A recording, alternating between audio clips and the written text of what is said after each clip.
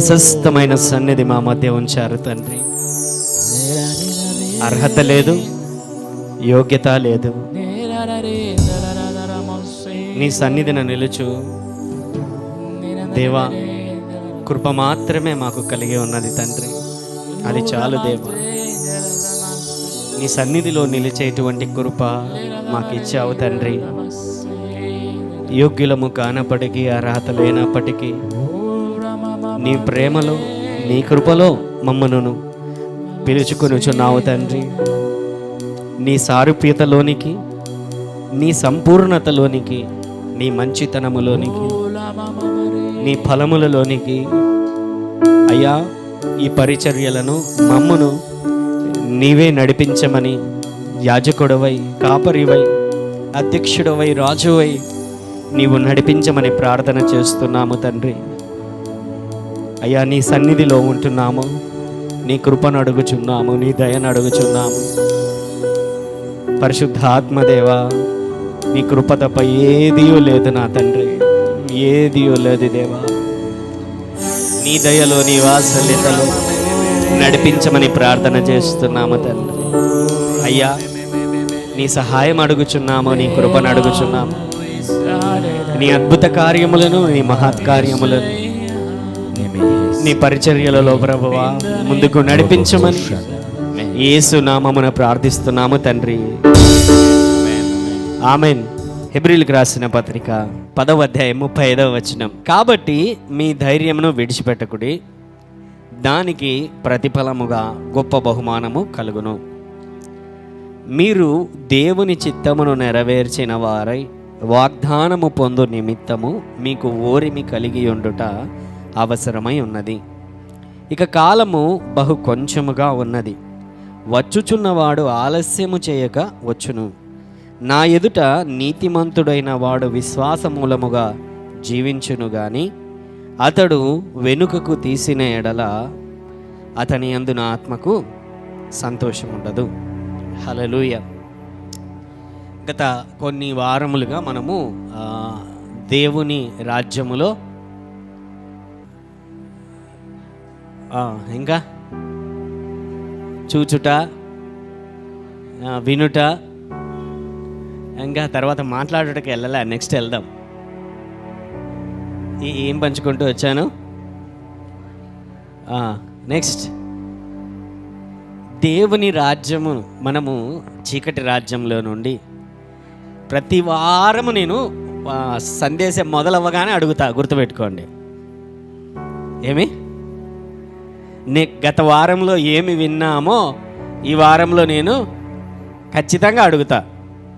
Maximum 99% కామన్గా last సందేశాలలో 2-3 వారాలలో ఏం పంచుకున్నానో ఇప్పుడు మళ్ళీ అది ఒక 2-3 నిమిషాలు దాన్ని లింక్ చేయాలి కదా, అవునా కాదు? లేకపోతే సెట్ కాదనమాట. నాకు సెట్ కాదు, మీకు సెట్ కాదు లింక్ చేయకపోతే. హల్లెలూయా.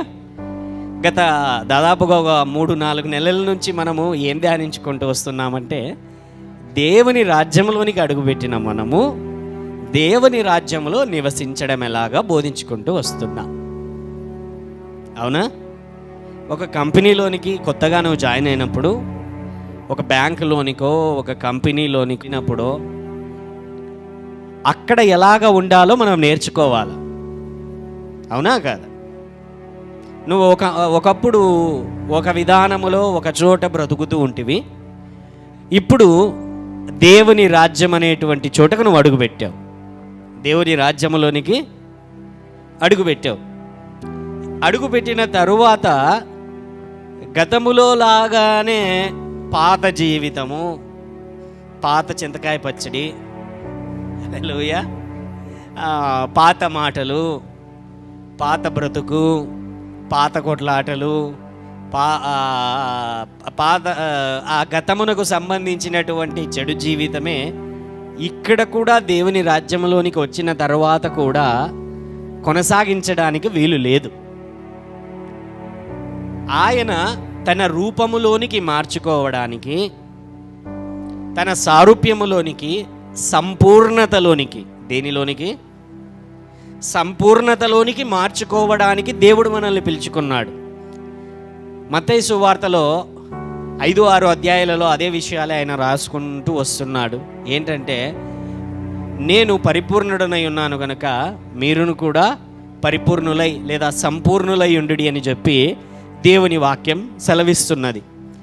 ఏంటంటే, దేవుని రాజ్యంలోనికి మనం అడుగుపెట్టిన తర్వాత దేవుడు ముఖ్యముగా మనలో చూసేది ఏంటనంటే, బాగా గమనించండి, ఆయన సంపూర్ణతలోనికి, పరిపూర్ణతలోనికి, ఆయన గుణగణములలోనికి ప్రతిరోజు కూడా మన జీవితము ముందుకు మనము కొనసాగించుచున్నామా లేదా అనేదే ఆయన మొదటగా చూస్తాడు.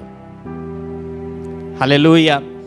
నీకు ఎంత సామర్థ్యం ఉన్నా, ఎన్ని తలాంతులు ఇవ్వబడినా, ఎంత తెలివి ఉన్నా, ఎంత ధనవంతుడవైనా లేకపోతే అంత ధనవంతుడవు కాకపోయినా, ఎంత పలుకుబడి ఉన్నా లేకపోయినా, నువ్వు బలవంతుడు అయినా కాకపోయినా, ఆయన చూచేది ఏంటి అని అంటే, బాగా గమనించండి, ఆయన సారూప్యతలోనికి, ఆయన పరిపూర్ణతలోనికి తన బిడ్డలు ప్రతిరోజు కూడా ఎదుగుతూ వెళ్ళాలి అనే దేవుడు ఆలోచిస్తాడు. హల్లెలూయా. బాగా గమనించండి, ఒక దైవజనుడుగా లేకపోతే పరిచర్య చేసేటువంటి వారితో దేవుడు మాట్లాడేటువంటిది ఏంటో తెలుసా? మాతో మాట్లాడేది ఏంటో తెలుసా? నువ్వు ఎంతమందిని ప్రార్థన చేసి స్వస్థపరిచావా అనే దానికంటే, ఎంతగా నా ప్రేమను చూపించావా, ఎంతగా నా మంచితనమును చూపించావా, ఎంతగా నీ దగ్గరకు వచ్చినటువంటి వారిని నా వైపున నడిపించి, ఎవరి వైపున? దేవుని వైపున నడిపించావా లేదా అని దేవుడు చూస్తూ ఉంటాడు. హల్లెలూయా. గొప్ప కొరకు ఈ స్థానము అవసరం లేదు. అర్థమవుతున్నది కదండి? లేకపోతే నువ్వు ప్రార్థన చేస్తే 10 మంది బాగయ్యి ఉండొచ్చు, నువ్వు ప్రార్థన చేస్తే దయ్యాలు వెళ్ళగొట్టబడి ఉండవచ్చు, స్వస్థతలు జరిగి ఉండవచ్చు. నేను ప్రార్థన చేస్తే అనేటువంటి స్వభావము నీలో, ఆ మాట నీ నోట, లేకపోతే ఆ యొక్క గర్వము నీలో లేని, నీకు తెలియని అతిశయమే నీలో ఉన్నట్లయితే నువ్వు దేవుని స్వభావములోనికి, సారూప్యతలోనికి, సంపూర్ణతలోనికి నువ్వు వెళ్ళడం లేదు.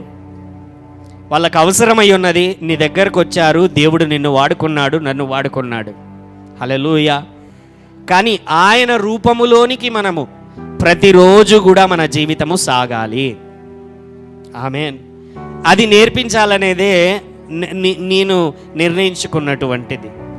దేవుని రాజ్యములోనికి అడుగుపెట్టినటువంటి మనము ప్రతిరోజు కూడా, ప్రతి సమయంలో కూడా, ప్రతి పరిస్థితిలో కూడా, ప్రతి యుద్ధములో కూడా, ప్రతి నెమ్మదికరమైన పరిస్థితులైనా, యుద్ధముతో కూడినటువంటి పరిస్థితులైనా, శ్రమలతో కూడిన పరిస్థితులైనా, ఇరుకులతో కూడిన పరిస్థితులైనా, దేవుని యొక్క గుణగణములను, దేవుని యొక్క సారూప్యతలోనికి, దేవుని యొక్క ఫలములలో మనము ఫలించేటువంటి వారిగా మనము ముందుకు సాగాలి. హల్లెలూయా. అందులో భాగముగానే దేవుని రాజ్యములో దేవుడు ఎలాగ చూస్తాడో మనము కూడా పరిస్థితులను అలాగ చూడాలి అని చెప్పి నేను పంచుకుంటూ వచ్చాను. హల్లెలూయా. అలాగే దేవుడు మాట్లాడితే వినగలిగినటువంటి జీవితము మనము కలిగి ఉండాలి. ఎక్కువ భాగం దాని మీద నేను బోధించాను. దాదాపుగా 10-12 వారముల పాటు నేను దాని మీదనే బోధించుకుంటూ వచ్చాను. దేవుని స్వరము వినాలి అని అంటే ఒకటే ఒక షార్ట్ కట్. ఏంటి ఆ షార్ట్ కట్ అంటే, బైబిల్ తీసుకో, ప్రార్థన గదిలోనికి వెళ్ళు, బైబిల్ తెరుచుకో, ప్రార్థన చేయి, బైబిల్ చదువు. హల్లెలూయా. నీ యొక్క జీవితమును సరిచేసుకుంటూ ఉన్నప్పుడు దేవుడు నీతో ఆటోమేటిక్గా మాట్లాడడం ప్రారంభిస్తాడు. ఆమెన్. లేదు, నువ్వు లోకములో ఉన్న వాటివంతా చూస్తూ, లోకములో ఉన్న వాటి వైపున నీ యొక్క వ్యామోహమును పెంచుకొనచ్చు, లోకములో ఉన్న వాటి వైపున నువ్వు ప్రయత్నములు చేయొచ్చు, అది చేయాలి, ఇది చేయాలి, అది చేయాలని నువ్వు వెళ్తూ ఉన్నట్లయితే లోక సంబంధమైనవే నీ జీవితములలోనికి ఎక్కువగా వచ్చి అవే నీ మీద ఎక్కువగా డామినేషన్ చేసి అదే విధముగా నీ జీవితమును కూడా ముందుకు నడిపిస్తాయి. అప్పుడు నిష్ఫలులు అవుతారని దేవుని వాక్యము చెబుతుంది. నిష్ఫలులు అని అంటే, ఒక చెట్టుకు బాగా ఫలములు కాసాయి అనుకో, చాలా బాగున్నాయిరా అని అంటాం. ఏమి పండ్లు కాయలేదనుకో ఏమంటాం? అది దాన్నే నిష్ఫలులు. ఫలము లేకపోవుట. అలాగే మన జీవితంలో నీ దగ్గరకు వచ్చినటువంటి వాడు నిన్ను కాదు, దేవుణ్ణి చూడాలి. హల్లెలూయా. నీ దగ్గరకు వచ్చిన వాడు నీ మాటలు కాదు, దేవుని మాటలను వినాలి. నీ దగ్గరకు వచ్చిన వాడు నీ యొక్క వ్యర్థమైనటువంటి లోపటి మాటలు కాదు, స్వార్థపూరితమైన మాటలు కాదు, పొడిచేటువంటి మాటలు కాదు, దేవుని మాటలను వినేటువంటి జీవితము నీలో కలిగి ఉండాలి. హల్లెలూయా. దేవుని సంకల్పము చొప్పున, దేవుని ప్రణాళిక చొప్పున, దేవుని ఉద్దేశముల చొప్పున మన జీవితములను మనము ఎల్లప్పుడూ కూడా ముందుకు కొనసాగించేటువంటి వారుగా మనం ఉండాలి. హల్లెలూయా. అదే క్రమములోనే దేవుని రాజ్యములో మన జీవితములో ప్రతి సమయములో కూడా యుద్ధములు అనేటివి మనము ఎదుర్కోవలసి వస్తుంది. దేవుని వాక్య ప్రకారం గమనించండి, మనము ఎప్పుడైతే దేవుని బిడ్డగా మార్చబడతామో, హల్లెలూయా, యేసును మనం అంగీకరిస్తామో, మనకు పరలోక రాజ్యములోనికి అడుగు పెట్టడానికి అర్హత. It's a package. Salvation is a package. సాల్వేషన్తో చాలా విషయాలు మనకు అన్నీ కలిసి వచ్చాయి. ఆమెన్. ఏంటనంటే రక్షణలో భాగముగా మనము పరలోక రాజ్యములోనికి అడుగు పెట్టడానికి మొదటగా అర్హత. హల్లెలూయా. ఇంకా అనేకమైనటువంటిది. స్వస్థత పొందుకోవడానికి దేవుని కృప, అప్పులలో నుంచి బయటపడడానికి దేవుని కృప. ఏంటది? రక్షణలోనే దేవుడు వాగ్దానం చేశాడు. నీవు స్వతంత్రులగునట్లు, సంతానము లేకపోతే సంతానము కలుగునట్లు, ఆర్థిక ఇబ్బందులతో నువ్వు ప్రయాణం చేస్తుంటే వాటిలో నుంచి బయటికి వెళ్ళునట్లు దేవుని యొక్క కృపలోనే, నీ రక్షణలోనే అవన్నీ దాగి ఉన్నాయి. ఆమేన్. హల్లెలూయా. అంత మాత్రమే కాదు, నువ్వు రక్షణ అనే ప్యాకేజీలో, రక్షణ అనేటువంటి దానిలో బాగా గమనించు, యుద్ధము కూడా ఉన్నది. హల్లెలూయా. రక్షణతో కూడా, పక్కనున్న వాళ్ళతో చెప్దాం, రక్షణతో కూడా మనము యుద్ధంలో అడుగుపెట్టాము. హల్లెలూయా. ఎప్పుడైతే యేసయ్యను మనం అంగీకరించామో అప్పుడు రక్షణతో పాటు మనకు యుద్ధము కూడా ప్రారంభమయ్యింది. హల్లెలూయా. యుద్ధం. ఆమేన్. యుద్ధం ఉంది అని తెలిసిన తర్వాత యుద్ధం చేయాల్సిందే. యుద్ధము మనము చేయాల్సిందే.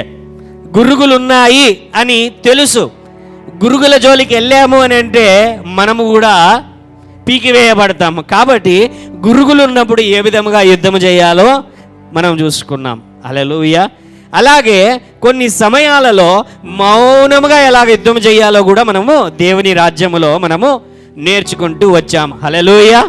అలాగే గత వారములో యెహోషాపాతు జీవితంలో నుంచి మనం నేర్చుకున్నాం ఏంటనంటే, ఏదైనా సమస్య మనకు వచ్చినప్పుడు, యుద్ధము మనకు వచ్చినప్పుడు, శ్రమలు మనకు వచ్చినప్పుడు, ఆ పరిస్థితులలో మొదటగా మనము నమ్మాల్సినటువంటి సత్యం ఏంటనంటే, దేవుడు మన సమస్య మీద తన కనుదృష్టిని ఉంచాడు. ఆమేన్. దేవుడు మన సమస్య మీద తన కనుదృష్టిని ఉంచాడు. ఆయన కనుదృష్టి మన మీద ఉన్నది. సమస్యను ఆయన విడిచిపెట్టడం లేదు, సమస్యలతో కూడా నిన్ను విడిచిపెట్టడం లేదు. కేవలము ఆయన సన్నిధిలోనికి నువ్వు వెళ్ళాలి, విచారణ చెయ్యాలి. దేవుడు నీకు తోడుగా నిలబడి ఆ పరిస్థితులలో విజయం ఇస్తాను అని దేవుడు నీకు వాగ్దానం చేశాడు. హల్లెలూయా. అర్థమవుతున్నది కదండి.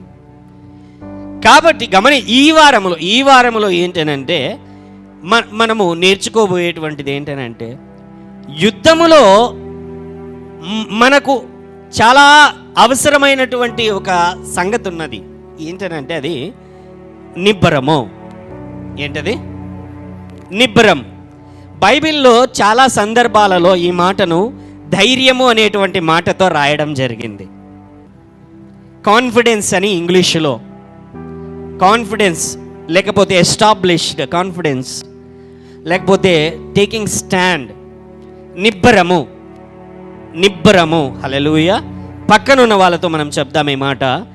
క్రైస్తవ జీవితంలో నేను చెప్తున్నా, నిబ్బరం అనేది చాలా ప్రాముఖ్యమైనది.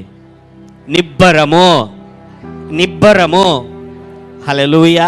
ఈ వాక్యాన్ని నేను ధ్యానిస్తున్నాను చెప్పడానికి. ఏంటనంటే, ప్రభువా, ధైర్యం ఉన్నది, నిబ్బరం అనేటువంటి మాట ఉన్నది. రెండు పదాల యొక్క అర్థము దాదాపుగా ఒకటే, కానీ తేడా ఉన్నది. అది అర్థమవుతున్నది కానీ దాన్ని వివరించడానికి నాకు సహాయం చెయ్యి. హల్లెలూయా. అర్థమైంది కదా నేను అడుగుతున్నది దేవునికి? విశ్వాసం ఉన్నది, బాగా గమనించండి. విశ్వాసము వేరు, ధైర్యము వేరు, నిబ్బరము వేరు. మూడింటికి తేడా ఉన్నది. బాగా గమనించండి. ఎందుకంటే నేను కొద్దిగా సింప్లిఫై చేయడానికి మీ దగ్గరకు నేను వస్తున్నాను అన్నమాట. హల్లెలూయా. విశ్వాసం ఉన్నది, దానితో కూడా ధైర్యం ఉండాలి, దానితో కూడా నిబ్బరము ఉండాలి. మనము ఈ పదాలన్నీ కూడా కలిపి కొట్టేస్తుంటాం ఒక్కోసారి. విశ్వాసం ఉండాలా, ధైర్యం ఉండాలా, నిబ్బరం ఉండాలా అని మనము చెప్పేస్తూ ఉంటాము. కానీ దాని యొక్క మీనింగ్, దానికి లోతుగా మనం వెళ్ళినప్పుడు దాని యొక్క విలువ ఏంటో మనం తెలుసుకునగలం. హల్లెలూయా. ఈ వాక్యములో హెబ్రీలకు రాసిన పత్రిక 10వ అధ్యాయము 35వ వచనంలో, కాబట్టి మీ ధైర్యమును విడిచిపెట్టకుడి. ఏమున్నది అక్కడ? ధైర్యమును విడిచిపెట్టకుడి, దానికి ప్రతిఫలముగా గొప్ప బహుమానము కలుగును. మీరు దేవుని చిత్తమును నెరవేర్చిన వారై వాగ్దానము పొందు నిమిత్తము మీకు ఓరిమి, ఏమి సహనం అనేది కూడా ఉన్నది. హల్లెలూయా. సహనం అనేది కూడా ఓరిమి కలిగి ఉండుట అవసరమైనది. ఇక కాలము బహు కొంచెముగా ఉన్నది, వచ్చుచున్నవాడు ఆలస్యము చేయకవచ్చును. నా ఎదుట నీతిమంతుడైన వాడు విశ్వాసమూలముగా జీవించును. ఏమున్నది అక్కడ?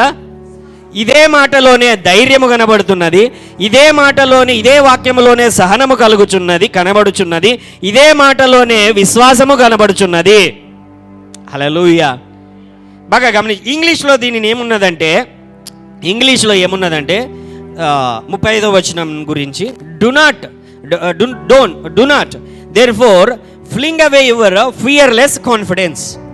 ఏమున్నదంటే ఈ మాట ఫియర్లెస్ కాన్ఫిడెన్స్ అంటే భయము లేనటువంటి ధైర్యము, భయము లేనటువంటి విశ్వాసము, కాన్ఫిడెన్స్, ధైర్యము. ఈ మాటలు ఇలాగ రాయబడి ఉన్నాయి. ఈ మాటల గురించి నేను ధ్యానించుకుంటూ ఉంటున్నప్పుడు, ఆల్రెడీ ఎప్పుడో కొన్ని సంవత్సరాల క్రితం పంచుకున్నది నేను ఇంకొకసారి పంచుకుంటున్నా. మరి దేవుడు పంచుకున్నది కొత్తగా నేను ఇంకోసారి మీతో పంచుకుంటాను. 2వ కొరింథీ 1వ అధ్యాయము 8వ వచనం. 2వ కొరింథీ 1వ అధ్యాయము 8వ వచనంలో చాలా చక్కగా దీనిని బట్టినటువంటి వివరణ ఉంటున్నది. విశ్వాసమునకు లేకపోతే ధైర్యమునకు మధ్య తేడాను మొదటగా నేను వివరిస్తాను. విశ్వాసం అంటే, ధైర్యం అంటే, నిబ్బరం అంటే ఈరోజు మనం నేర్చుకుందాం. ఎందుకంటే క్రైస్తవ జీవితంలో మనము దేవుణ్ణి చేరే రోజు వరకు కూడా ఇవి మనము కలిగి ఉండాలి. వీటితో మన జీవితం ముందుకు సాగుతుంది. వీటిని నేర్చుకుంటూ మనం ముందుకెళ్ళాలి. హల్లెలూయా. ఇక్కడ దేవుని యొక్క వాక్యంలో 2వ కొరింథీ 1వ అధ్యాయం 8వ వచనంలో, సహోదరులారా, ఆసియాలో మాకు తటస్థించిన శ్రమను గూర్చి మీకు తెలియకుండా మాకు ఇష్టం లేదు. పౌలు రాస్తున్నాడు ఈ మాటలను, కొరింథీలో ఉన్నటువంటి వారికి రాస్తున్నాడు. సహోదరులారా, ఆసియాలో మాకు తటస్థించిన శ్రమను గూర్చి, అంటే ఆసియా ప్రాంతం అనేది ఉంటున్నది. ఈ ఆసియా ప్రాంతంలోనే ఏంటనంటే ప్రకటన గ్రంథము మొదటి 3 అధ్యాయాలలో ఉన్న 7 సంఘాలు ఉన్నాయి చూసారా? ఆ 7 సంఘాలు కూడా ఈ ఆసియా మైనర్ అంటారనమాట. ఇప్పుడు టర్కీ ఉన్నటువంటి ప్రాంతం, ప్రస్తుతం టర్కీ దేశం ఎక్కడైతే ఉంటున్నదో అక్కడ ఉన్నటువంటి చోటన, ఈ ప్రాంతంలో ఇక్కడ ఉన్నటువంటి చోటన ఆయన పరిచర్య చేస్తున్నటువంటి సమయంలో, ఆసియాలో మాకు తటస్థించిన శ్రమను గూర్చి మీకు తెలియకుండా మాకు ఇష్టం లేదు. అదేదనగా మేము బ్రతుకుదమను నమ్మిక లేక యుండునట్లుగా మా శక్తికి మించిన అత్యధిక భారము వలన కృంగిపోతిమి. మరియు మృతులను లేపు దేవుని యందే గాని మా యందే మేము నమ్మిక యుంచకుండునట్లు మరణమగుదుమను నిశ్చయము మా మట్టుకు మాకు కలిగి ఉండెను. హల్లెలూయా. బాగా గమనించండి, ఈ మాటలు రాస్తున్నది పౌలు భక్తుడు. ఈయన జీవితం ఎటువంటిదో బైబిల్ చదివినటువంటి వారికి చక్కగా తెలుస్తుంది. కొరడా దెబ్బలు తిన్నాడు, రాళ్ళ దెబ్బలు తిన్నాడు. హల్లెలూయా.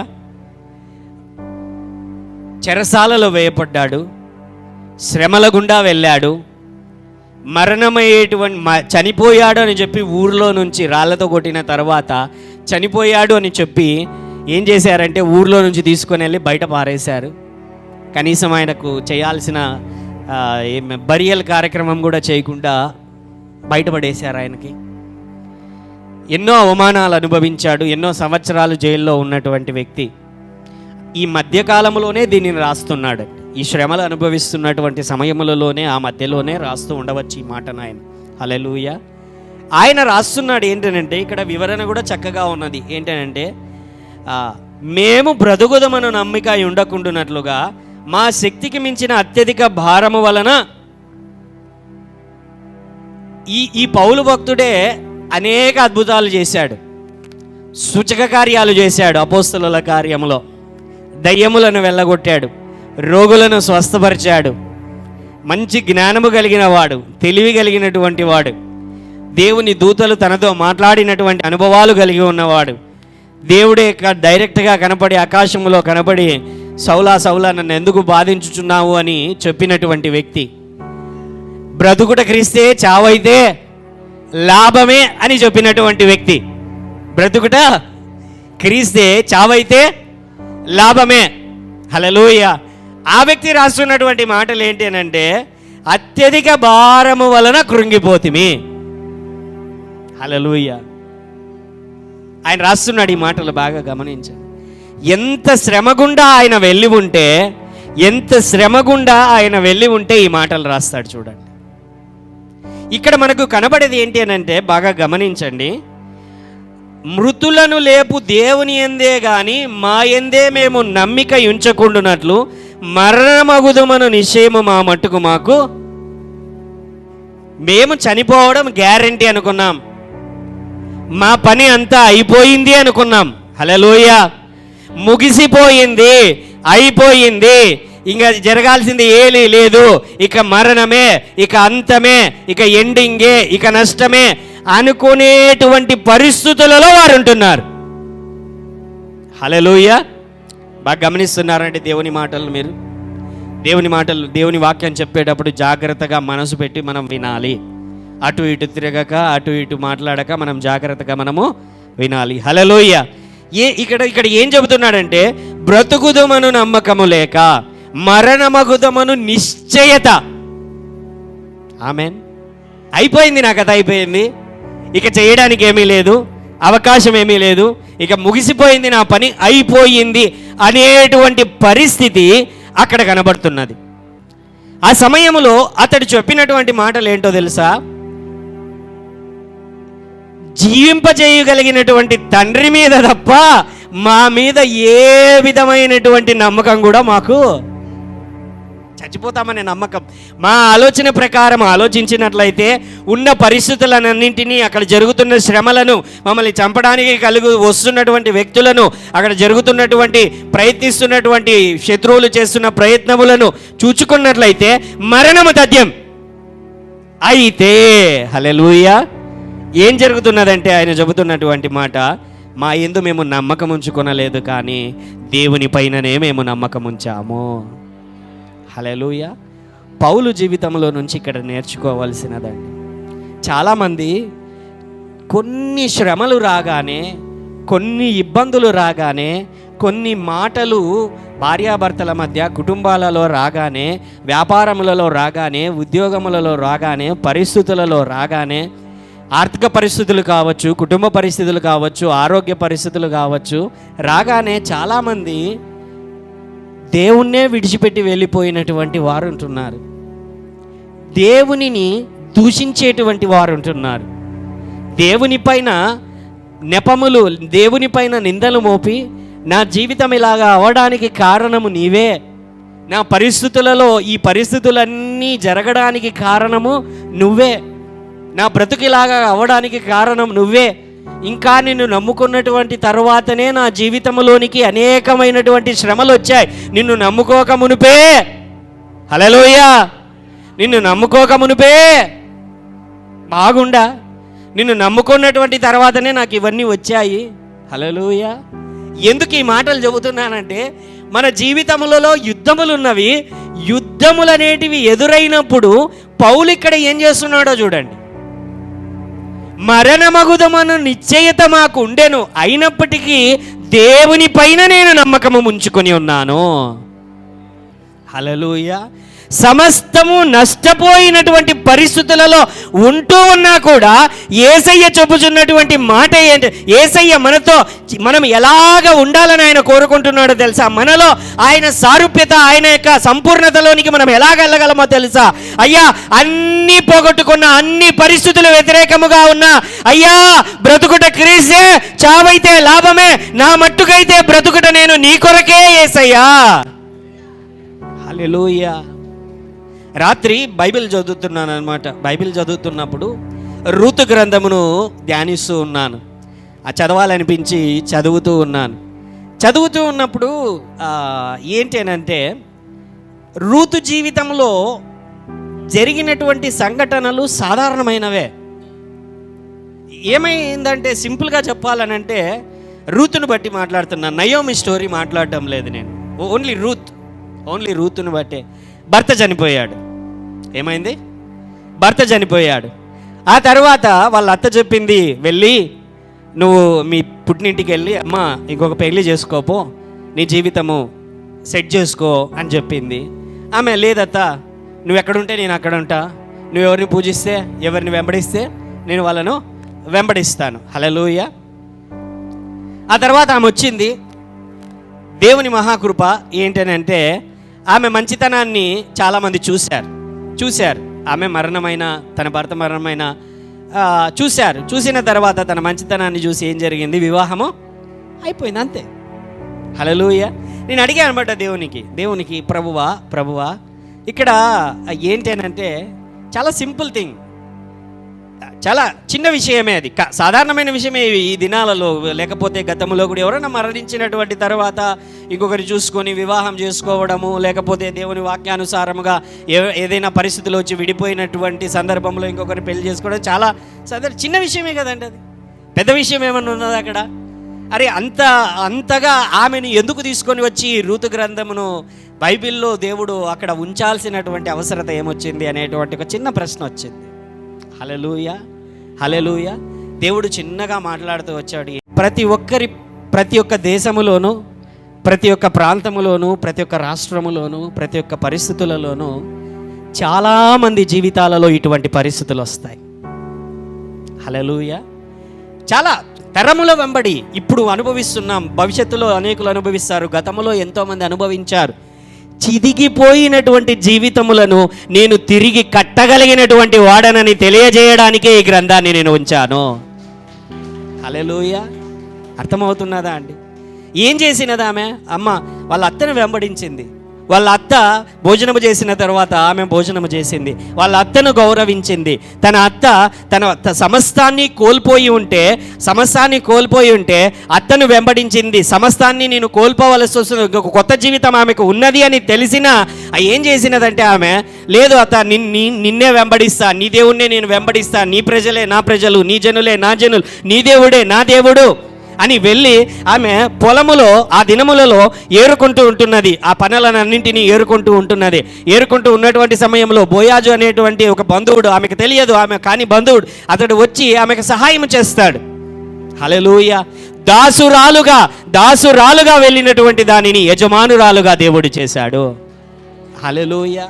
అనేకుల జీవితంలో, అనేకుల పరిస్థితులలో చితికిపోయిన వ్యాపారమా, చితికిపోయినటువంటి బ్రతుక, చితికిపోయినటువంటి పరిస్థితుల, చితికిపోయినటువంటి కుటుంబములలో దేవుడు నీ జీవితమును తిరిగి కట్టగలను అనడానికే రూతును సాదృశ్యంగా ఉంచాడు.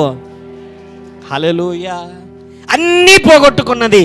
ఏమున్నదండి? ఆస్తి లేదు చేతిలో, భర్త లేడు, లేకపోతే మామ లేడు, లేకపోతే ఇంకొకరు ఆమెను వివాహము చేసుకోవడానికి వాళ్ళ ఆచారము ప్రకారము ఇంకొక కుమారుడన్నా కూడా అక్కడ లేడు. నేను చాలామంది ఈ వాక్య భాగమును రూతును తీసుకొని, ఇదేంటండి ఇది, భర్త అన్న చనిపోతే చెల్లెలు పెళ్లి, తమ్ముని పెళ్లి చేసుకోవడము అనేటువంటి కల్చరు అక్కడ ఉన్నది. అంతెందుకండి, మన పంజాబ్లో కూడా ఈ కల్చర్ ఉన్నది. మీకు తెలుసా తెలీదు, నాకు తెలియదు. మన పంజాబ్లో ఈ కల్చర్ ఉంటున్నది. సిక్కుల రాజ్యములో, సిక్కుల మతంలో ఈ కల్చర్ ఉంటున్నది. ఏంటయ్యా సిక్కులకు ఎందుకు ఈ విధంగా కల్చర్ పెట్టారు అని అంటే, సిక్కులు ఎక్కువగా వాళ్ళు దేశం కోసం యుద్ధం చేసేసి చనిపోతుంటారు.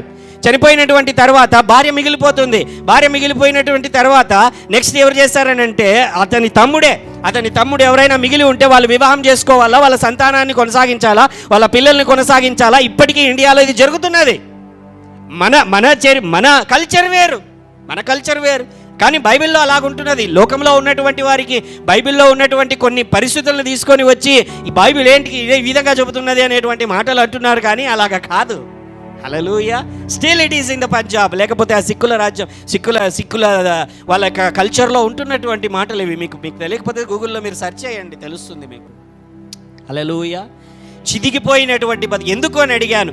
నేను చదువుతూ ఉన్నాను ఎందుకు అని అడిగినప్పుడు చిన్న విషయమే, ఆమెకు భర్త చనిపోయాడు, ఇంకొక వివాహం అనేది దేవుడే చేశాడు. హల్లెలూయా. ఆ పరిస్థితులలో ఎందుకనంటే చిదిగిపోయిన బ్రతుకులు, పరిస్థితులు అన్నింటినీ చక్కబరచగలిగినటువంటి వాడే మన దేవుడు. హల్లెలూయా. తన జీవితం అనే దేవుడు మార్చేశాడు.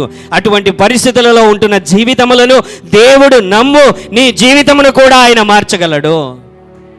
సమస్తాన్ని కోల్పోయి ఏమి నా జీవితము, ఏది నా పరిస్థితి, నా బ్రతుకు ఇంతేనా, నేను ఇంకా నా జీవితకాలం అంతా కూడా ఇలాగ బ్రతకవలసినదేనా, నష్టములోను లేకపోతే ఒంటరితనములోను పరిస్థితులను పోగొట్టుకొని నష్టపోయి మరణం అవ్వాల్సిందేనా అనేటువంటి పరిస్థితులలో ఉన్నటువంటి వారి జీవితములతో పౌలు జీవితం నుంచి మాట్లాడుతున్నాడు. రూతు జీవితం నుంచి దేవుడు మాట్లాడుతున్నాడు. తిరిగి కట్టుటకు దేవుడు సామర్థ్యము కలిగిన వాడు. హల్లెలూయా. హల్లెలూయా. పౌలు దగ్గర ఎన్ని పరిస్థితులు ఎదురైనా బాగా గమనించండి, ఇతడు నిబ్బరముగానే ఉంటున్నాడండి పౌలు. హల్లెలూయా. నిబ్బరానికి ధైర్యానికి చిన్న తేడా ఉంది అని నేను చెప్పాను. గత వారములలో నేను పంచుకున్నాను. దావీదు గోలియాతుతో యుద్ధం చేయడానికి వెళ్ళాడు. హల్లెలూయా. దావీదు గోలియాతుతో యుద్ధం చేయడానికి వెళ్ళాడు. యుద్ధం చేయడానికి వెళ్ళినప్పుడు అతనికి ధైర్యం ఉందా లేదా? హల్లెలూయా. హల్లెలూయా. ధైర్యం ఉందా లేదా? హల్లెలూయా. దావీదు గోలియాతుతో యుద్ధం చేయడానికి అతనికి నిబ్బరం ఉందా లేదా? హల్లెలూయా. చిన్న తేడా ఉంది. ఈరోజు అదే నేను వివరించాలనుకుంటున్నా. చక్కటి సత్యం ఇది తెలుసుకుంటే మన జీవితాలలో మనకు పరిస్థితులు ఎదురైనప్పుడు these are all tips from the word of God. దేవుని యొక్క వాక్యములో నుంచి, ఆ పరిస్థితులలో నుంచి మనం నేర్చుకున్నప్పుడు బాగా గమనించండి, మనకు ఎంతగానో ఉపయోగపడతాయి. దావీదు దేవుని నామమును బట్టి ధైర్యముతో అతడు ఏం చేశాడంటే, బాగా గమనించండి, అతనిలో ధైర్యం ఉంది, కన్నీరు లేదు. కన్నీరు ఉందా? అప్పుడు లేదు. అతనిలో బలం ఉంది, లేకపోతే బలహీనుడుగా ఉన్నాడు? అప్పుడు బలహీనుడుగా లేడు. అతనికి అన్నీ కూడా కలిసే, అప్పటికి అతని దగ్గర అన్నీ ఉన్నాయి. తినడానికి తిండి ఉంది, ఇండ్లు ఉంది, గొర్రెలు ఉన్నాయి, పని ఉంది, అన్నీ ఉన్నాయి. హల్లెలూయా. అప్పుడు అతను ధైర్యంగానే ఉన్నాడు, అన్నీ ఉన్నాయి. హల్లెలూయా. ఆ సమయంలో యుద్ధానికి వెళ్తున్నాడు. యుద్ధానికి వెళ్ళి గోలియాతుతో యుద్ధం చేస్తున్నాడు. యుద్ధము చేసేటువంటి సమయంలో బాగా గమనించండి, అతడు ఆ వాక్య భాగంలో దేవుని నామమును బట్టి నేను వస్తున్నాను అని అంటున్నాడు, కానీ దేవుని దగ్గరికి వెళ్ళి ఒక్కసారి కూడా అడిగినట్లయితే ఎక్కడ లేదు, అడగలేదు. ఫుల్ కాన్ఫిడెన్స్, ఫుల్ ధైర్యం, ఏ మాత్రము కూడా భయపడలేనటువంటి స్థితిలో. హల్లెలూయా. అతన్ని చూసినటువంటి వారు బాగా గమనించారు. అతన్ని ఒక వీక్ పర్సన్గానే, లేకపోతే ఒక బలహీనుడుగానే, లేకపోతే ఒక పిల్లగాడిగానే చూశారు. కానీ అతడు ఎవరిని చూసుకున్నాడంటే తనలో ఉన్న దేవుని చూసుకున్నాడు. తనలో ఉన్నటువంటి వాడు బయట ఉన్నవానికంటే, లోకంలో ఉన్నవానికంటే గొప్పవాడని అతను చూసుకున్నాడు. ధైర్యం కలిగి ఉన్నాడు, కాన్ఫిడెన్స్ కలిగి ఉన్నాడు. చెప్పాలనంటే సౌండ్ మైండ్తో ఉన్నాడు, చక్కటి మనస్సుతో ఉన్నాడు, గురి కలిగి ఉన్నాడు. హల్లెలూయా. ఏంటి? గురి కలిగి ఉన్నాడు. ఏం చేయాలో తనకి ప్లాన్ ఉంది. ఆమేన్. ప్లాన్ ఉంది. ఏం చేయాలా? రాళ్ళు తీసుకోవాలా, రాటితో వాడిని ముఖాన్ని వాడిని తలని పగలగొట్టాలా, తరువాత వాడిని చంపేయాలా. హల్లెలూయా. అందరూ వచ్చి ఎన్ని మాటలు అంటూ ఉన్నా కూడా పక్కకు తప్పించుకొని వెళ్ళిపోయి ఏదో ఒకటి మాట్లాడుతున్నాడు. అయ్యా రాజు వచ్చాడు అంటున్నాడు, నువ్వు పిల్లోనివేనంటే, లేదు ప్రభువా నేను ఎలుగుబంటిని చంపాను, సింహాన్ని చంపాను, ఇప్పుడు వీడిని కూడా నేను ఏ మాత్రము కూడా ధైర్యం భయపడకుండా చంపేస్తాను. హల్లెలూయా, హల్లెలూయా. ఫుల్ కాన్ఫిడెన్స్తో, ఫుల్ ధైర్యంతో వెళ్ళాడు అతను. హల్లెలూయా. వెళ్ళాడు. విశ్వాసం దేవుని పైన ఉన్నది, విశ్వాసము దేవుని పైన ఉన్నది, ధైర్యం అతనిలో ఉన్నది. ఆమేన్, హల్లెలూయా. వెళ్ళాడు.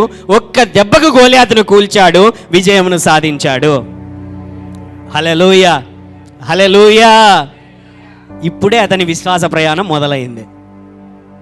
ఇప్పుడే అప్పటి నుంచి మొదలయ్యింది. ఏంటి? అప్పటి నుంచి అతను తరమబడుతూ గుహలలో ఉంటూ, తినడానికి తిండి లేక, తాగడానికి నీళ్లు లేక, అడవులలో సంచారము చేయుచు, ఎప్పుడు శత్రువు వచ్చి చంపుతాడో తెలియనటువంటి పరిస్థితులలో తన మామ అయినటువంటి సౌలే అతనిని ఇబ్బంది పెడుతూ ఆఖరికి చంపడానికి పెద్ద సైన్యమును వెంట పెట్టుకొని వచ్చి, హల్లెలూయా. అర్థమవుతున్నదా? ఒక వాక్య భాగంలోనికి వెళ్దామండి. 1 సమూయేలు 30వ అధ్యాయం. అప్పటికి ఇంటికి వెళ్ళిన తర్వాత మీరు ఒకసారి జాగ్రత్తగా చదవండి. నేర్చుకోవాలి అనే ఉద్దేశం ఉంటే చదవండి. హల్లెలూయా. పక్కన వాళ్ళతో చెప్దాం, నేర్చుకో, బాగుపడతావు. హల్లెలూయా. నేర్చుకుంటే బాగుపడతాం. ప్రతిరోజు మనం బైబిల్ చదవాలి, దేవునికి ప్రార్థన చేయాలి. చేస్తేనే మనం ఎదుగుతూ ఆయన సారూప్యతలోనికి, ఆయన సంపూర్ణతలోనికి మనం వెళ్తాము. ఆమేన్, హల్లెలూయా. ఇక్కడ పరిస్థితి ఏంటంటే, సిక్లగు అనేటువంటి చోటకు దావీదు వచ్చాడు. బాగా గమనించండి. ఇక్కడ కొంతకాలం పాటు ఆయన ఆ ప్రాంతంలో, ఆ ఊరిలో అతడు నివాసం చేస్తున్నాడు. తన భార్యలతోనూ, తన పిల్లలతోనూ, తన సైన్యముతోనూ అక్కడ యుద్ధము, అక్కడ నివాసం చేస్తున్నాడు. ఇది ఉన్నటువంటి పరిస్థితి ఏంటంటే, ఇది శత్రురాజుల స్థావరంలోనే. శత్రువులు రాజులు అంటే సౌలుకు శత్రువులు వీరు. ఎవరు? సౌలుకు శత్రువులు వీరు. సో కానీ వీళ్ళందరూ కూడా ఏంటనంటే, ఆ సమయంలో దావీదును సౌలు తరుముతున్నాడని చెప్పి ఈ శత్రురాజులకు తెలిసింది. సో దావీదు మనకు అపాయం లేదు అని చెప్పి ఏమవుతుందంటే, ఇక్కడ పరిస్థితి ఏంటనంటే, ఇతన్ని ఎక్కువగా పట్టించుకోవడం ఏం చెయ్యరు. ఇతనికి సైన్యం ఉంటుంది కాబట్టి ఒక పల్లె ప్రాంతంలో ఇతను కూడా సిక్లగు అనేటువంటి చోట అక్కడ ఉండిపోతాడు. ఆ తర్వాత వీళ్ళందరూ, ఈ రాజులందరూ యుద్ధానికి పోయే పరిస్థితులు వచ్చినప్పుడు ఈయన కూడా పిలుస్తారు. కానీ కొంతమంది, ఇతడు సౌలుకు చెందినటువంటి వాడు, ఇతనితో కలిసి మేము యుద్ధం చెయ్యము, కాబట్టి ఇతను వస్తే మేము యుద్ధానికి రాము అని అంటే, అప్పుడు ఏం చేస్తాడంటే ఇతను వెనక్కి వచ్చేస్తాడు. ఇతను వెళ్ళి మళ్ళీ అక్కడ వాళ్ళతో మాట్లాడి వెనక్కి వచ్చే లోపల 3 రోజులు పడుతుంది. 3 రోజులు పట్టే లోపల ఏమవుతుందంటే, ఇతడున్నటువంటి ఇక సిక్లగు అనేటువంటి ఊరిపైన శత్రువులు దాడి చేస్తారు. శత్రువులు దాడి చేసి తన భార్యలను, తన పిల్లలను, తన సైన్యము యొక్క భార్యలను, వారి పిల్లలను, వారికి సంబంధించినటువంటి మేకలను, గొర్రెలను, ఒంటెలను, లేకపోతే ఏవేవైతే ఉంటున్నాయో వీరికి సంబంధించిన ఆస్తినంతా కూడా దోచుకొని వెళ్ళిపోతారు. ఎన్ని రోజులు అయిపోయింది అప్పటికే? ఈయన వెళ్ళి తిరిగి వచ్చే లోపల 3 రోజులు అయిపోయింది. ఇప్పుడు ఎక్కడికి వెళ్ళినారో ఎవరికి తెలియనటువంటి పరిస్థితి. ఏ మార్గంలో వెళ్ళారో కూడా అర్థము కానటువంటి పరిస్థితులలో ఉంటున్నారు. సమస్తాన్ని కోల్పోయారు. భార్యలను కోల్పోయారు, పిల్లలను కోల్పోయారు, ఆస్తులను కోల్పోయారు, నష్టపోయారు, అన్నింటినీ కోల్పోయారు. సైన్యము కూడా మనము కేవలము దావీదును వెంబడించడం వలననే మనకు కలిగిన దానిని కూడా మేము కోల్పోయాం. హల్లెలూయా. బాగా గమనించండి. గోలియాతుతో పోరాడే సమయంలో అతనికి అన్నీ కలిగి ఉన్నాడు, ప్రాబ్లం లేదు. ఒకవేళ యుద్ధంలో చనిపోయినా కూడా అడిగేవాడు, ఎందుకు పోయాడరా వీడు, వీడింత పిల్లగాడు ఉన్నాడు, పోయాడు ఒక దెబ్బకు గొలియాతు చంపేశాడు, వీనికి తగిన శాస్త్రే జరిగింది అనుకునేటువంటి వాళ్ళే అప్పుడు ఉండేది. అన్నదమ్ములు కానీ బహుశా బాధపడితే తల్లిదండ్రులు ఏమైనా బాధపడాలి, అన్నదమ్ములు కూడా ఎలాగున్నారో ఆడ వాక్యంలోనే మనకు కనబడుతూ ఉన్నది. హల్లెలూయా. ఇంకా ఎవరో వచ్చారు పోయారు అనుకునేటువంటి పరిస్థితి. కానీ అక్కడ ఉన్నప్పుడు కంప్లీట్ కాన్ఫిడెన్స్ ఉంది, ధైర్యం ఉంది. అక్కడ దేవుడు తనకు తోడుగా ఉన్నాడు, అన్నీ అతడు కలిగే ఉన్నాడు. ఓడిపోయినా అతను పోగొట్టుకునేదంటూ ఏమీ లేదు. తన ప్రాణం ఒకటి వెళ్ళిపోతుంది, ఆస్తులను ఏం పోగొట్టుకోడు, లేకపోతే ఇంకోటి తనకు పెళ్లి కాలేదు, ఇంకా ఏమీ లేదు, వెళ్ళాడు. హల్లెలూయా. ఇది ఎటువంటిదంటే పెళ్లి కాకముందు యూత్ ఉంటారనమాట, ఫుల్ ఫామ్లో ఉంటారు. హల్లెలూయా. పెళ్ళి అయినటువంటి తర్వాత కొంచెం స్పీడ్ తగ్గిస్తారు. అవునా కాదా? ఇటువంటి పరిస్థితే. అతనికి ఏమీ లేనప్పుడు ఫుల్ ధైర్యంలో ఉన్నాడు. ఇప్పుడు తర్వాత ఏమైనదంటే వివాహమైంది, పిల్లలు వచ్చారు, తనకంటూ ఒక స్థానం వచ్చింది, తనకంటూ ఒక సైన్యం వచ్చింది. కానీ శత్రువులు అనేటువంటి వారు ఉంటున్నటువంటి సమయంలో ఇక్కడ ఏమైనదంటే వారు వచ్చి దానిని సమస్తాన్ని దోచుకొని వెళ్ళిపోయినటువంటి తర్వాత 6వ వచనం 5వ వచనం నుండి యెజ్రెయేలు రాలైన 3వ వచనంలో దావీదును అతని జనులను పట్టణమునకు వచ్చి అది కాల్చబడి ఉండుటయు తమ భార్యలను కుమారులను కుమార్తెలను చెరలోకి కొనిపోబడి ఉండుట చూచి ఇక ఏడ్చుటకు శక్తి లేకపోవునంత బిగ్గరగా. హల్లెలూయా. గోలియాతుతో యుద్ధం చేయడానికి వెళ్ళినప్పుడు ఏడ్చాడా? హల్లెలూయా. కానీ ఇప్పుడు ఎప్పుడైతే తనకు కలిగినదంతా పోగొట్టుకున్నప్పుడు ఏడ్చడానికి ఇక శక్తి లేనంత బిగ్గరగా, ఆ అనుభవము గుండా వెళ్ళినటువంటి వారికే ఆ అనుభవం తెలుస్తుంది.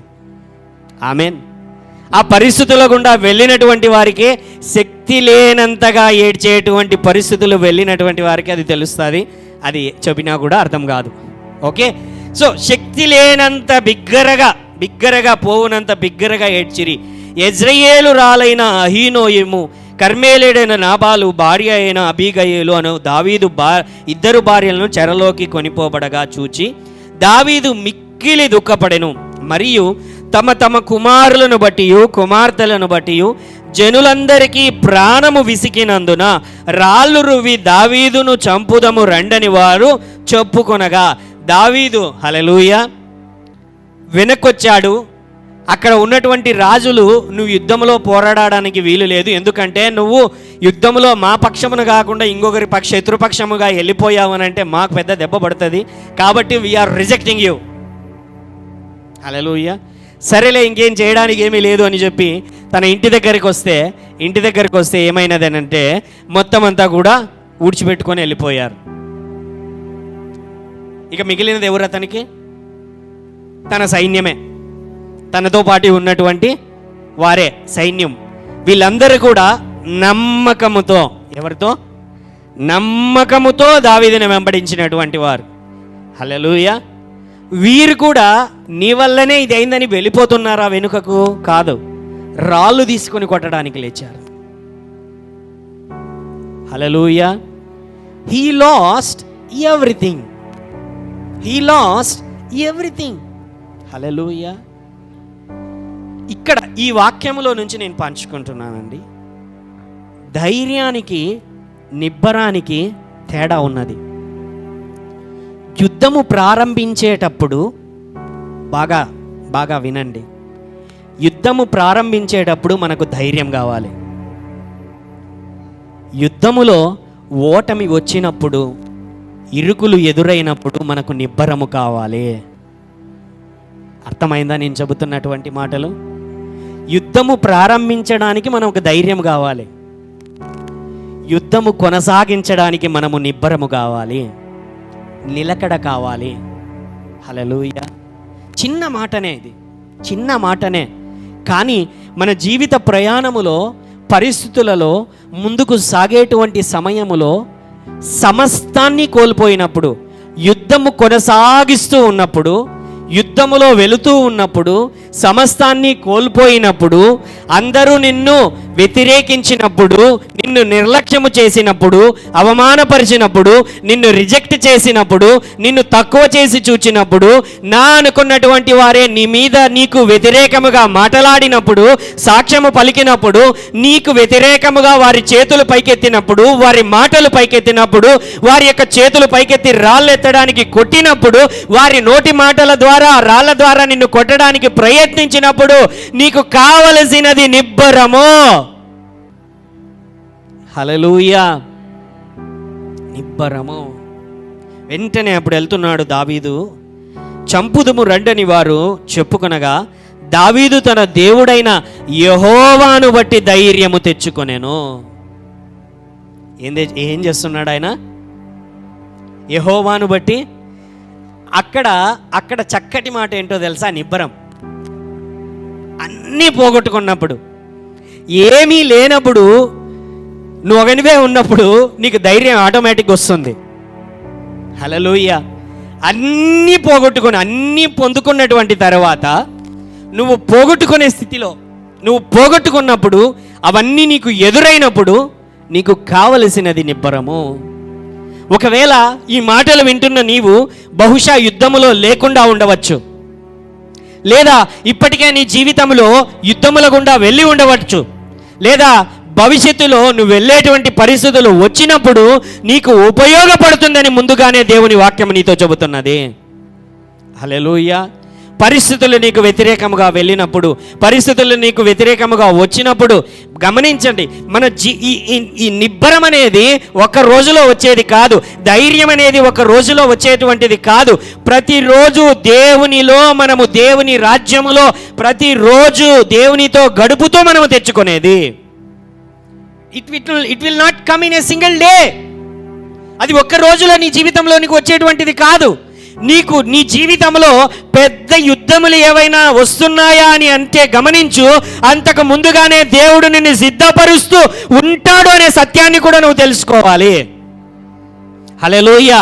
ఇంత పెద్ద పరిస్థితి అతని యొక్క జీవితంలోనికి రాక మునుపే దావీదు అనేకమైనటువంటి పరిస్థితుల గుండా వెళ్ళినటువంటి వాడు.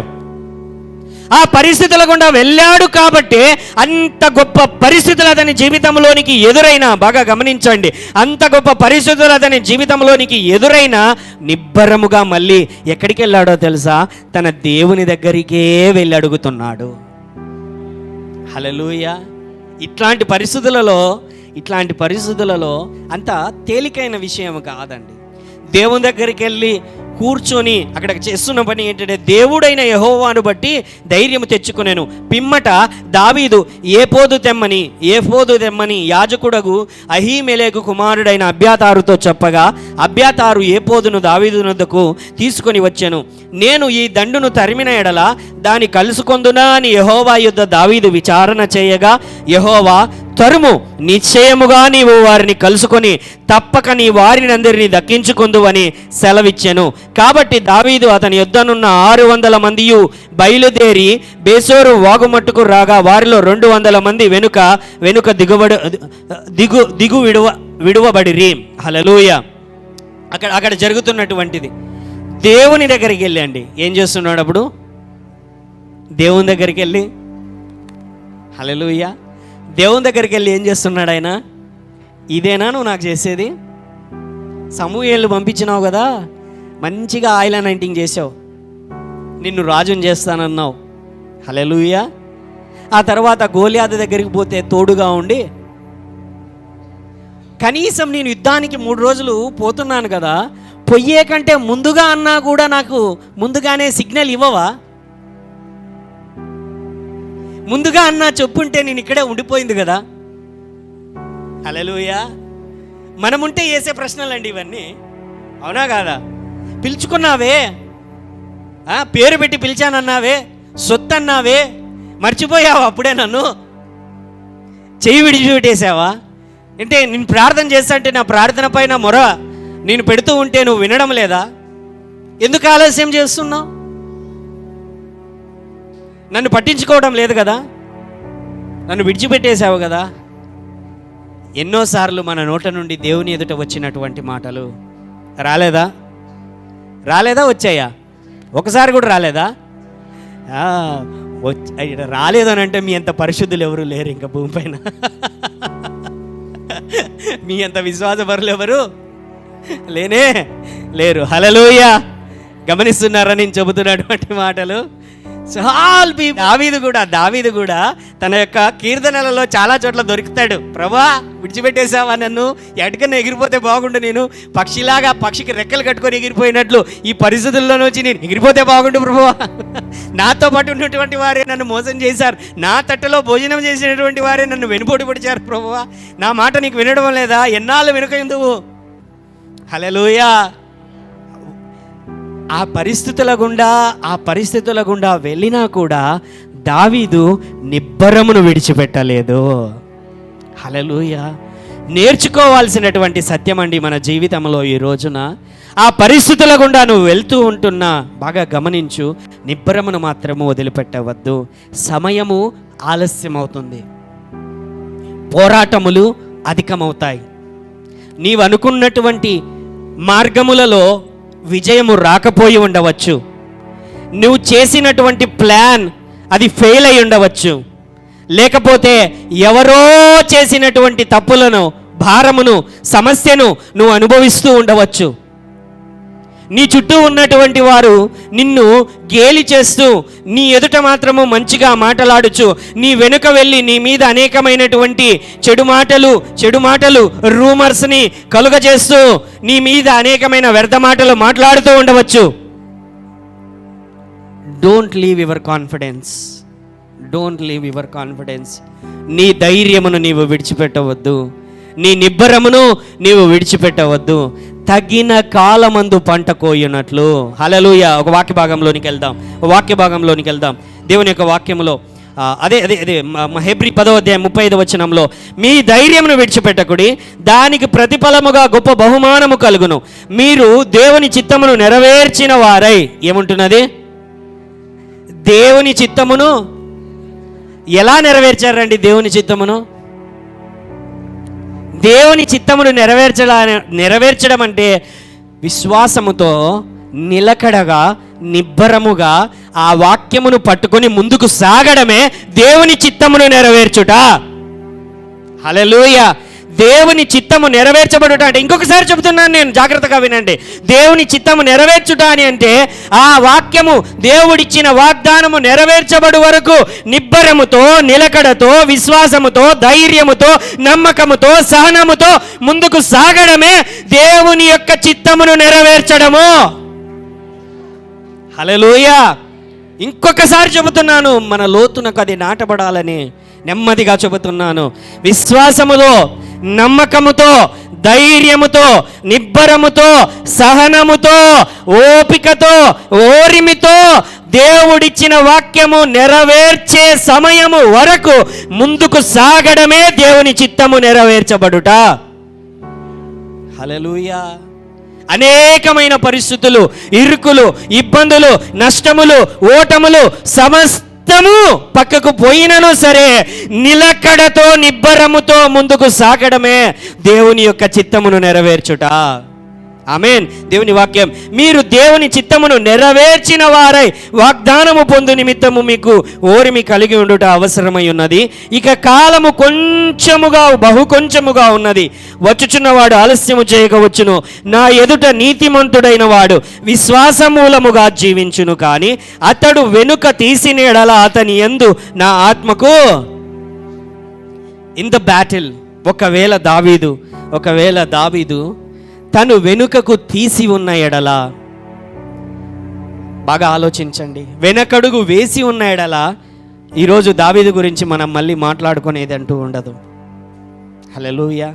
అతను నిలబడ్డాడు, దేవుని దగ్గరికి వెళ్ళాడు, అడిగాడు. తరుముదున అయ్యా, అన్ని పరిస్థితులలో దేవుని దగ్గరికి వెళ్ళి, బాగా చూడండి, ఓ పక్కన అందరూ రాళ్ళు చేతులు ఎత్తుకొని పట్టుకొని ఉన్నారు. హల్లెలూయా. ఒక ఒప్పున శత్రువులు తనకు చెందినటువంటి దానిని తీసుకొని పారిపోతున్నారు. ఈ సమయంలో అందరూ అలాగుంటే ఇతను మాత్రం దేవుని దగ్గరికి వెళ్ళి, హల్లెలూయ. ఎలా ఉంటుంది చూడండి ఆ పరిస్థితి. పోనీ ఆ సమయంలో దేవుడు మాట్లాడకపోయి ఉండింటే, హల్లెలూయ, బాగా గమనించండి. ఆ సమయంలో దేవుడు మాట్లాడుకోకుండా ఉండింటే, బాగా గమనించండి ఈ ప్రశ్న నేను అడుగుతున్నా. దేవుడు మాట్లాడకుండా మౌనంగా ఉండింటే ఆ పరిస్థితుల్లో, అయినా కూడా దావీదు తన నిబ్బరమును కోల్పోయేటువంటి వాడు కాదు. దేవుడు మాట్లాడే వరకు విడిచిపెట్టేవాడు కాదు. గట్టిగా చప్పట్లు కొట్టి దేవుని వాక్యాన్ని. హల్లెలూయా. కొన్నిసార్లు దేవుడు మనతో మాట్లాడకపోయినా తప్పుడు నిర్ణయాలు మాత్రం మనం తీసుకోకూడదు. అబ్రహాములాగా దేవుని వాగ్దానం ఆలస్యం అవుతూ ఉంటే తొందరపడటము కాదు. హల్లెలూయా. మన జీవితములలో దేవుడు వాగ్దానము చేసినది నెరవేర్చబడాలి అని అంటే మన జీవితములలో మనము నేర్చుకోవాల్సిన సత్యం నిబ్బరముగా మనము నిలుచుట, దేవుని వాక్యము స్వరము వినుట కొరకు మనము ఎదురుచూచుట, స్వంత నిర్ణయములతో మనము ముందుకు వెళ్ళకూడదు. ధైర్యముగా విశ్వాసముతో ముందుకు సాగినట్లయితేనే మన జీవితములలో ఆ యొక్క అద్భుతం అనేది దేవుడు అనుగ్రహించేవాడై ఉన్నాడు. కొన్ని మాటలు, చివరిగా కీర్తనలు 23వ కీర్తన 4వ వచనములో, గాఢాంధకారపు లోయలో నేను సంచరించినను ఏ అపాయమునకు భయపడను, నీవు నాకు తోడయుందువు, నీ దుడ్డు కర్రయు నీ దండమును నన్ను ఆదరించును. 27వ కీర్తన 13వ వచనంలో, సజీవుల దేశమున నేను యెహోవా దయను పొందుదునన్న నమ్మకము నాకు లేని ఎడల నేనేమవుదును. యెహోవా కొరకు కనిపెట్టుకొని ఇందుము, ధైర్యము తెచ్చుకొని నీ హృదయమును నిబ్బరముగా నుంచుకునము. యెహోవా కొరకు, దావీదు చెబుతున్నటువంటి మాటలండి. లేచి నిలబడి దేవుని యొక్క సన్నిధిలో దేవుని యొక్క మాటలు, ధైర్యము తెచ్చుకొని నిబ్బరముగా. ధైర్యము వేరు, నిబ్బరము వేరు. యుద్ధము మొదలు పెట్టడానికి ధైర్యము కావాలి, యుద్ధము కొనసాగించడానికి నిబ్బరము, యుద్ధము నిలకడగా చేయడానికి నిబ్బరము, ఓటమి పాలైనా కూడా ముందుకు సాగడానికి నిబ్బరము. దేవుని యొక్క రాజ్యములో నిబ్బరము ఆయన వాక్యమును చదువటము ద్వారా, ఆయన వాక్యమును ధ్యానించడము ద్వారా, ఆయన సన్నిధిలో ప్రార్థన చేయడము ద్వారా, ఆయనను హత్తుకునుట ద్వారా అనుదినము ఆయనకు దగ్గర అవ్వడము ద్వారా మాత్రమే మన జీవితములో ఎన్ని ఇరుకులైన పరిస్థితులు వచ్చినా కూడా నిబ్బరముతోనే మనము ముందుకు సాగగలము. కనులు మూసుకొని దేవుని వైపున చూస్తూ, we glorify your name Lord Jesus. అయ్యా, నీ నామమును మేము ఘనపరచుచున్నాము తండ్రి. అయ్యా, ధైర్యం అంటే ఏమిటో, నిబ్బరం అంటే ఏమిటో మేము నేర్చుకున్నామయ్యా. నిబ్బరమును మాకు దయచేయము. ఆలస్యం అవుతున్నప్పుడు, లేదా ఓటములు, అవమానములు, అపనిందలు, నష్టములు జరుగుతున్నప్పుడు నిబ్బరముగా నీ సన్నిధిలో మాకు నేర్పమని ప్రార్థన చేస్తున్నాము తండ్రి. ఓటములు ఎదురైనా, అవమానములు ఎదురైనా, ఇరుకులు ఎదురైనా నా అన్నటువంటి వారే, దేవా సహాయము చేస్తాము అన్నటువంటి వారే, తోడున్నటువంటి వారే ఇబ్బందులు పెట్టినా నిబ్బరముతో ముందుకు సాగుట నేర్పమని ప్రార్థన చేస్తున్నాము తండ్రి. అయ్యా, నీవు తప్ప మాకెవరున్నారు ప్రభువా? ఎవరున్నారు దేవా? నీ సన్నిధిలో నిబ్బరముతో ముందుకు సాగుట నేర్పమని ప్రార్థన చేస్తున్నాం.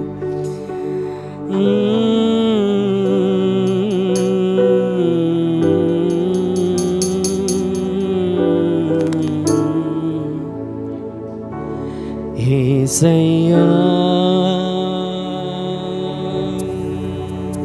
పరిశుద్ధాత్మదేవా, మాకు నేర్పమని ప్రార్థన చేస్తున్నాం. ధైర్యముతో కూడా నిబ్బరముతో ముందుకు సాగుట, నష్టపోయినప్పుడు, పోగొట్టుకున్నప్పుడు, ఇక తిరిగి రాదు అనుకున్నప్పుడు, ఇక జరగదు అని అనుకున్నప్పుడు, అయ్యా నిబ్బరము మాకు కలగజేయమని ప్రార్థన చేస్తున్నాము. తిరిగి మళ్ళీ నిలబడుటకు నిబ్బరమును కలుగజేయమని ప్రార్థన చేస్తున్నామయ్యా. అయ్యా, నీ మాటను వాక్కును పంపి నిబ్బరమును కలుగజేయము. సజీవుల దేశమున తిరిగి నేను అయ్యా నీ మంచితనమును చూచుదునన్న నమ్మకము లేకపోయినట్లయితే, రాబో కాలములో మేలు కలుగుతుందన్న నమ్మకము మాకు లేకపోయినట్లయితే అయ్యా మేము నిలిచి ఉన్నవారము కాదు. నీవు చేసిన వాగ్దానములన్నీ నీవు నెరవేర్చువాడవని, నీ కాలమందు అవి నెరవేర్చబడును అని మేము కన్నులారా చూచుచుండగా భక్తిహీనులకు ఫలము కలుగుట మేము కన్నులారా చూచుదమని, విరోధులను నా తండ్రి నీవు చెదరగొట్టువాడవని, విజయమును కలుగజేయువాడవని మేము నమ్ముచున్నాము తండ్రి. అపవాది దుర్గములను కూల్చగలిగినటువంటి శక్తిని, ధైర్యమును, నిబ్బరమును తండ్రి నీవు కలుగజేయమని ప్రార్థన చేస్తున్నాము. నీ సన్నిధిలో ప్రభువా, నీ బిడలమైన మా జీవితములలో నీ కార్యములనన్నింటినీ నెరవేర్చమని యేసు నామమున ప్రార్థిస్తున్నాము తండ్రి. ఆమేన్.